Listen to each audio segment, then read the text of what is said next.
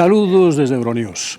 Bienvenidos a nuestro informativo que lleva ya la marca que van a ver continuada durante meses en multitud de noticias, la de la inflación.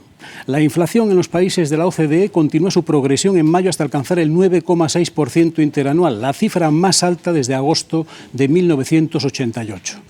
Las consecuencias del aumento de precios en cascada infectan toda la economía y causan alarma que se expresa de distintas maneras según la latitud. En Europa, con miedo y restricción al consumo.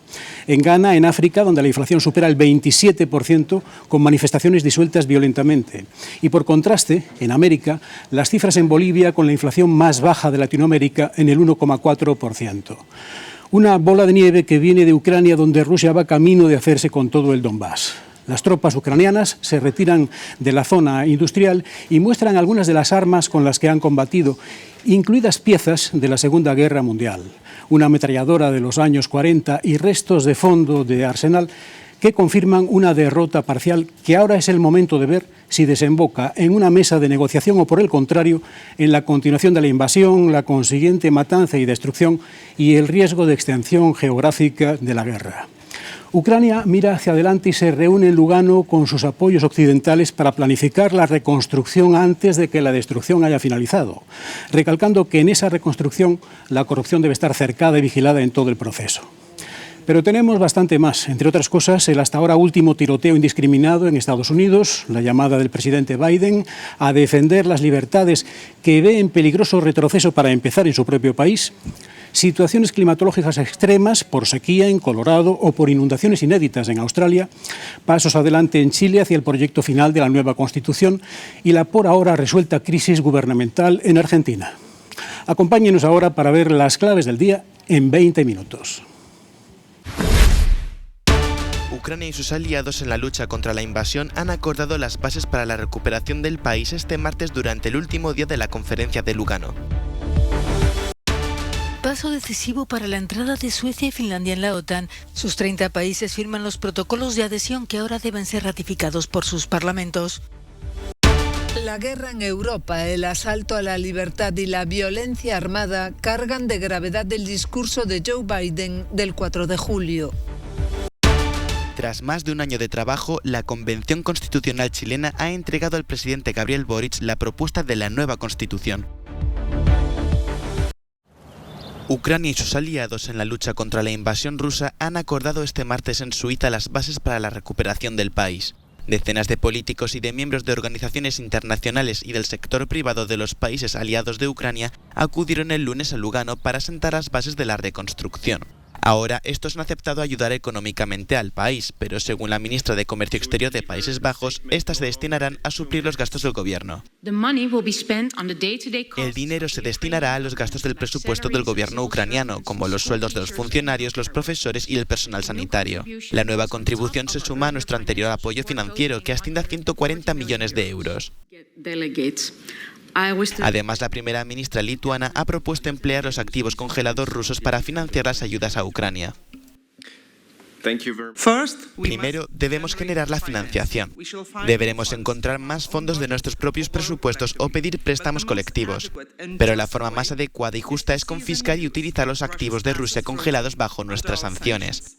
No podemos resucitar a las personas que Rusia asesinó, pero tenemos una oportunidad real de hacer pagar al agresor porque, por una vez, esos activos están guardados en nuestros bancos y amarrados en nuestras costas.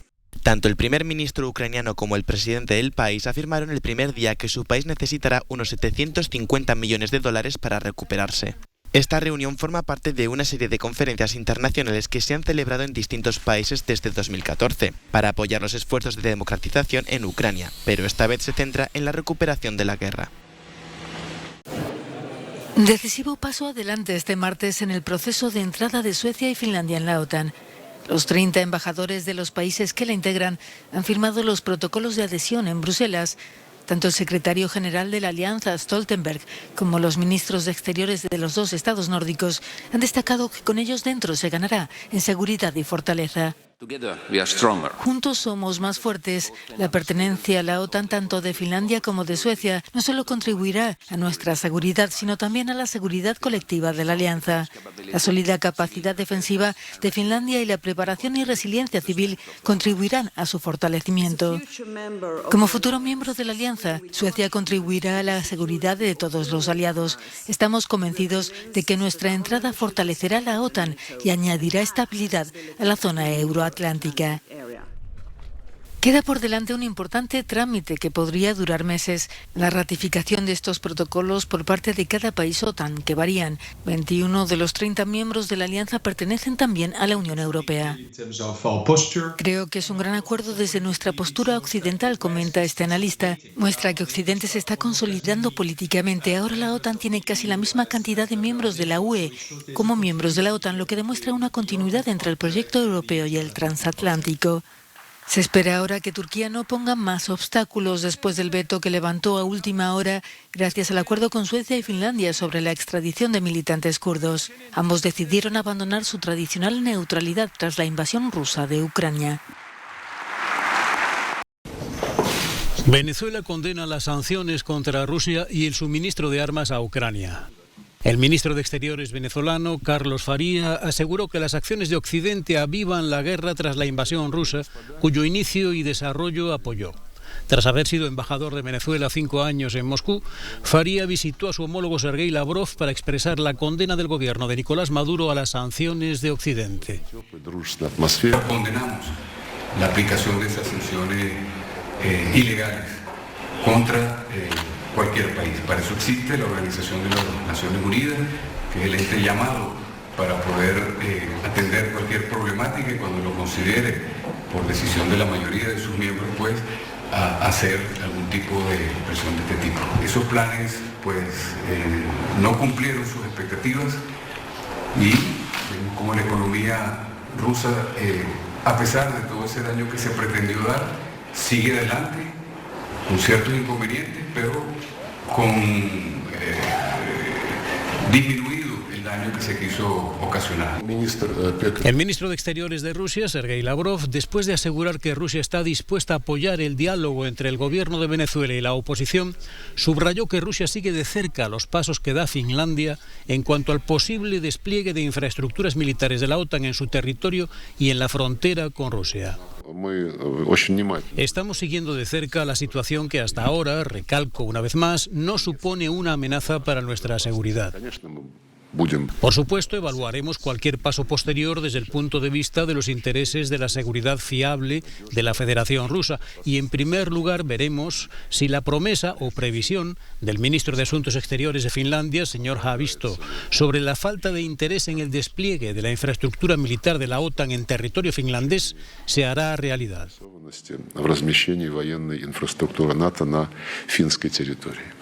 Rusia busca apoyos que compensen económica y políticamente las sanciones de Occidente. Con Venezuela reforzará la cooperación bilateral en al menos 20 áreas en una asociación estratégica en América del Sur. En las últimas semanas, las búsquedas en Internet de términos como vuelos, visados o asilo político han aumentado en creces en Rusia. Y es que desde que comenzó la invasión de Ucrania, miles de ciudadanos han abandonado sus hogares en el país. Algunos debido a las sanciones económicas y otros porque temen ser obligados a luchar en el frente. Pero muchos, como es el caso de Denis, decidió exiliarse a Turquía por su oposición al gobierno y a la guerra. Pensamos que nada bueno le ocurriría a Rusia en los próximos años, así que decidimos empezar una nueva vida en otro país. Hay varias razones por las que los rusos deciden venir a Estambul tras dejar sus hogares.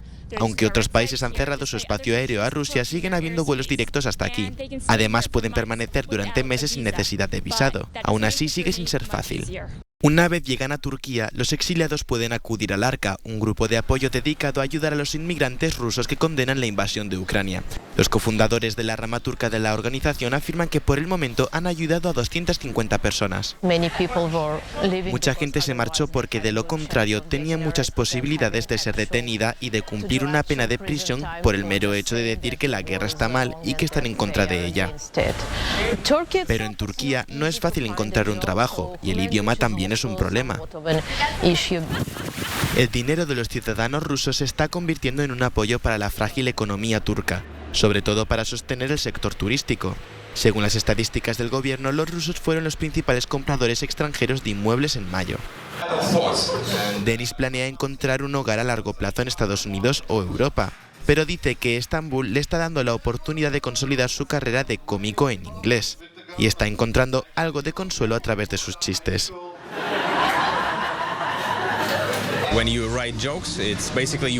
Cuando escribes chistes, básicamente cuentas los problemas de tu vida.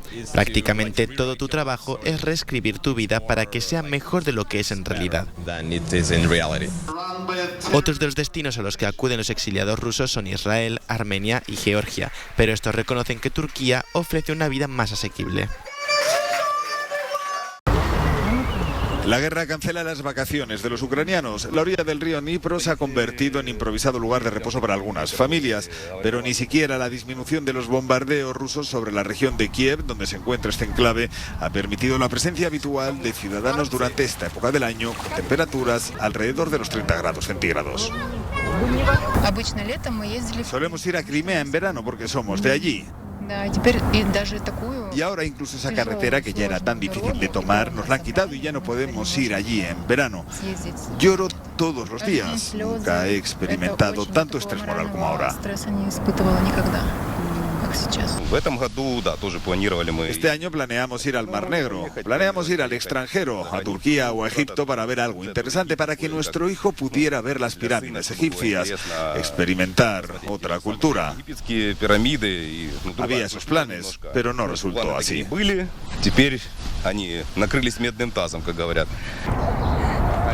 Las sirenas antiaéreas siguen sonando en la capital que mantiene el toque de queda. El pasado 26 de junio un misil ruso acabó con la vida de una persona e hirió a otras 4. Otro ejemplo de violencia armada sin sentido que una vez más ha causado dolor.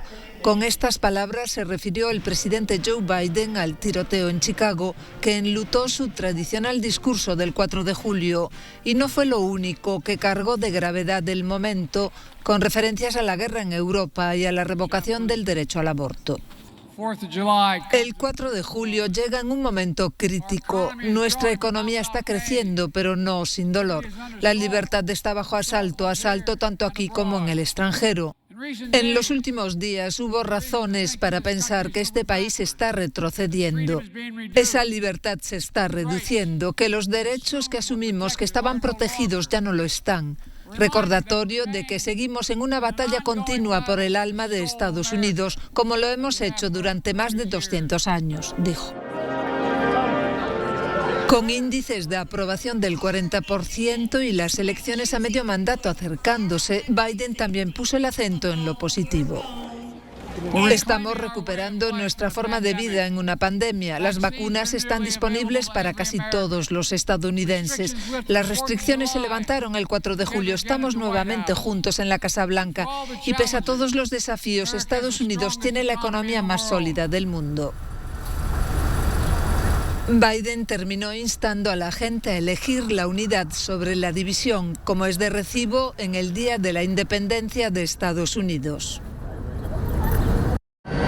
La persecución masiva del hombre armado que mató a tiros a 6 personas en un desfile del Día de la Independencia de Estados Unidos en un suburbio de Chicago ha terminado con la detención de un sospechoso de 22 años.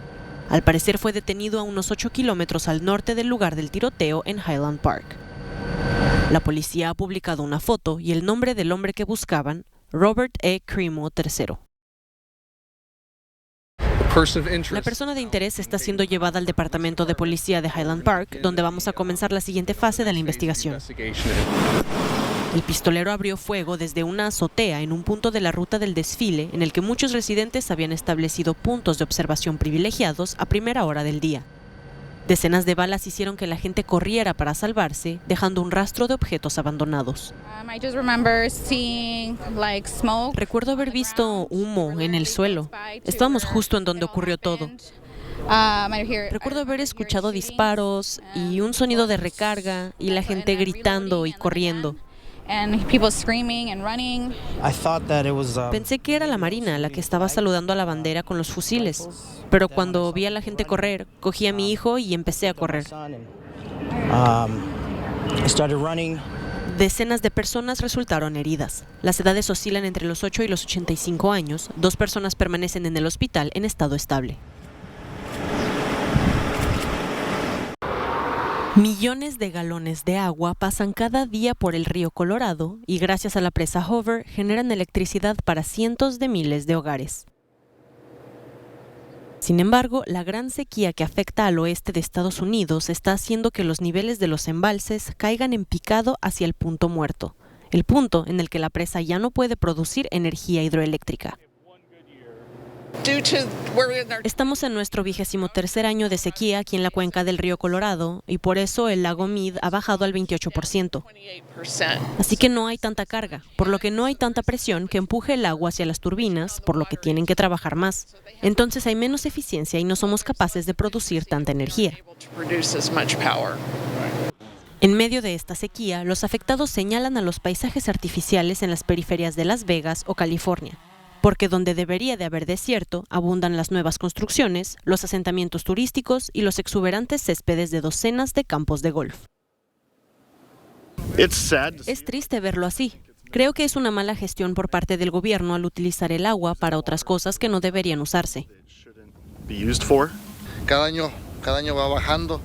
La verdad no sé a qué se deba. Me imagino que a la construcción que hay en Las Vegas se está usando mucho el agua, es lo que me imagino. A lo que se escucha por ahí, dicen que diario baja 8 pies de agua, diario va bajando. Una tristeza de verdad. Ante este problema ya se empiezan a realizar esfuerzos para proteger los suministros de agua, como los paisajes tolerantes a la sequía en lugar de césped y un alto porcentaje de agua interior que se recicla en las ciudades del desierto.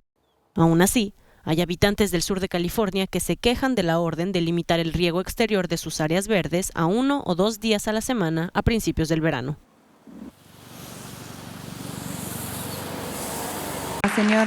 Silvina Batakis asume el cargo de ministra de Economía de Argentina. La renuncia del anterior ministro este sábado más el nombramiento exprés de la nueva ministra ha generado una subida histórica del precio del dólar y puesto en evidencia la inestabilidad interna del gobierno. Este fin de semana, Martín Guzmán anunció en Twitter su renuncia como ministro de Economía. Al día siguiente, Alberto Fernández ya tomaba la decisión de sustituirle por Batakis. Esto ha provocado que la Bolsa de Buenos Aires cerrara este lunes con una bajada del 1,02% y con un aumento récord del precio del dólar. Todo esto se prevé que genere un aumento de los precios y eleve la inflación. Mientras tanto, el gobierno también hace frente al distanciamiento entre el presidente Alberto Fernández y la vicepresidenta Cristina Fernández de Kirchner. Las tensiones comenzaron en 2021 cuando Fernández perdió las elecciones legislativas. Y estas se empeoraron en marzo cuando el anterior ministro de Economía firmó un acuerdo con el Fondo Monetario Internacional, con el objetivo de refinanciar el crédito de 44.000 millones de dólares otorgado en 2018 al país. Silvina Batakis fue ministra de Economía de la provincia de Buenos Aires entre 2011 y 2015. Además, Batakis es considerada cercana a la vicepresidenta y sus aliados. Batakis será responsable de administrar una economía agobiada por la inflación, que ya corre con una tasa anual superior al 60%. Chile ya tiene el texto definitivo de la nueva Constitución. En una histórica ceremonia, la Convención Constitucional chilena, compuesta por 154 integrantes, ha entregado al presidente Gabriel Boric la propuesta de nueva Constitución tras más de un año de trabajo. A partir de ahora comienza un periodo de 2 meses, tras el cual los ciudadanos votarán si aprueban o rechazan el texto. Según varias encuestas, la posición más popular es el rechazo a la nueva Constitución. Esta Constitución declara a Chile un Estado social de derecho y consta de 178 páginas, 388 artículos y 54 normas transitorias, lo que la convierte en una de las constituciones más extensas del mundo. Crear un sistema universal de salud, fortalecer la educación pública, proteger el medio ambiente y aumentar los derechos de los pueblos indígenas son algunos de los temas principales de la propuesta. Reescribir la Constitución de la época de la dictadura de Pinochet fue una de las principales demandas de los manifestantes que inundaron las calles en 2019. El 25 de octubre de 2020, tras un aplazamiento por la pandemia, Chile celebró el plebiscito para definir si los chilenos querían o no una nueva Constitución, el cual obtuvo un 78% de votos a favor. A mediados de mayo de 2021, la ciudadanía volvió a las urnas para elegir a los 154 convencionales, quienes redactarían la Constitución. El 4 de julio de ese año comenzó su trabajo y, con el tiempo justo, este órgano ha conseguido presentar la nueva Constitución. Ahora queda en manos de la ciudadanía decidir su futuro. En Chile, la policía dispersó con cañones de agua una manifestación estudiantil para pedir mejores condiciones en las escuelas. La protesta se produjo cuando se entregó al presidente la redacción de la nueva Constitución, que los estudiantes consideran decepcionante. Los chilenos votarán el texto constitucional en referéndum en septiembre.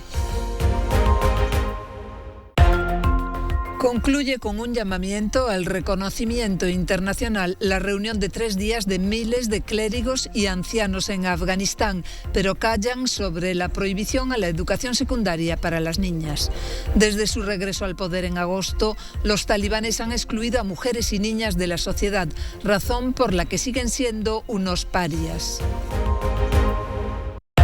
Las autoridades de la ciudad italiana de Venecia impondrán una tarifa de entrada para frenar la afluencia de turistas. La medida pretende promover un equilibrio entre el número de visitantes que llegan a la ciudad y el número de personas que viven en ella. La tarifa entrará en vigor el 6 de enero de 2023 y costará 10 euros. Freno a la tecnología para el narcotráfico. La Policía Nacional Española se ha incautado de 3 drones submarinos, un vehículo nunca visto antes en la zona del Estrecho de Gibraltar. Cada uno de ellos tiene una capacidad para transportar hasta 200 kilos de droga y su fabricación ha sido artesanal.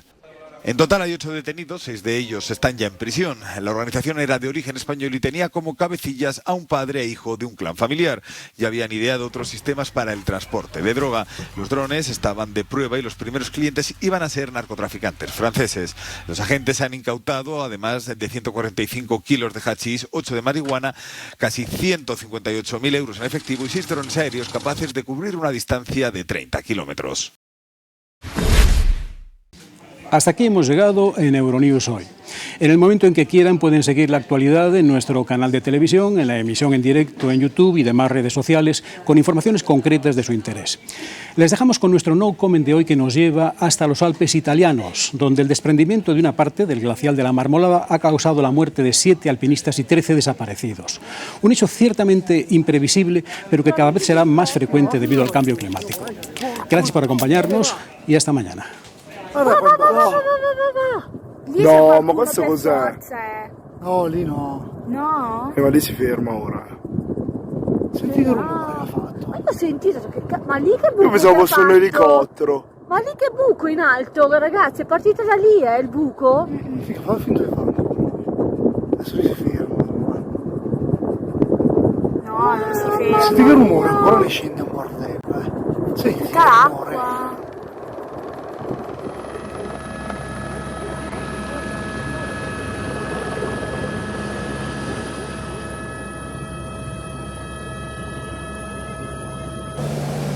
Regista.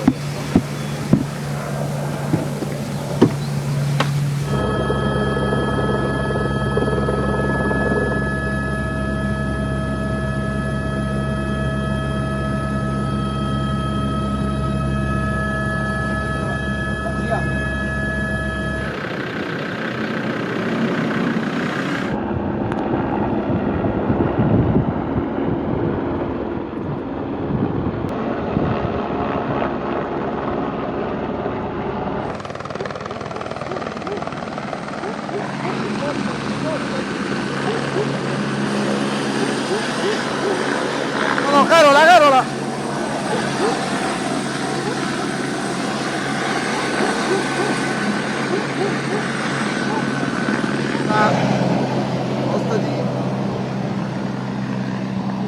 Vengono subito, Carola. Chi deve Carola non vorrebbe scendere. Possiamo fare l'inquadratura. Ecco, vedi che adesso loro stanno lì, stanno risalendo il... Io non li vedo. No? Niente, ma li porto.